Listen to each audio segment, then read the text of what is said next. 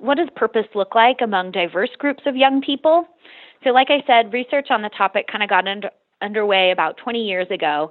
And we looked at that sort of body of research and felt like, there's a lot of really interesting findings emerging, but a lot of this research has been conducted with young people from more middle-class backgrounds, often Caucasian youth. And so we got sort of interested in expanding.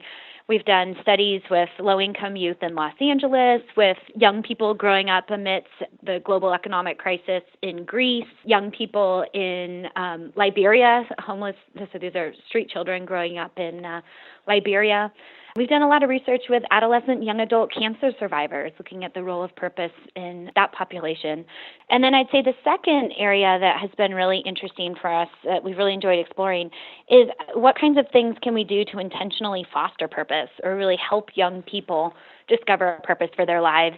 And we got interested in this because when we looked at the research over these past 20 years, in addition to noting some of the limitations with regards to the sample, one of the other things we noted is that there's a really clear finding that leading a life of purpose is a good thing.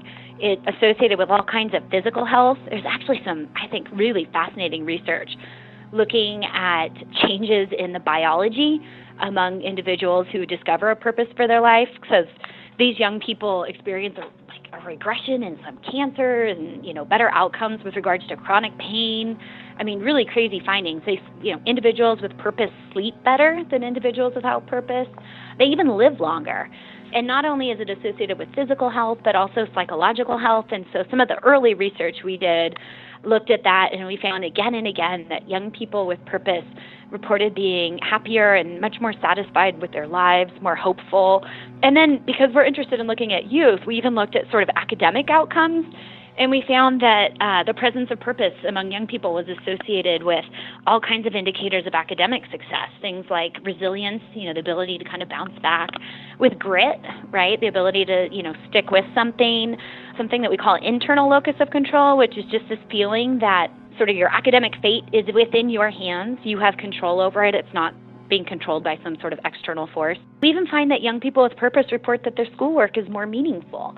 And I think that makes sense when you think about it, because if you know what it is that you really want to accomplish in your life, and you can start to see how what you're doing in school might help move you closer to that, you're going to be more motivated, right? You're going to care more about your schoolwork. So anyway, I guess the finding there is just that living a life of purpose is a good thing. Physical health, it helps you, associated with better physical health, psychological health, and academic success. But the other finding that emerged is that it's really pretty rare. Only about 1 in 10 middle school students can sort of articulate a purpose for their life, about 1 in 5 high school students, and about 1 in 3 college-age youth.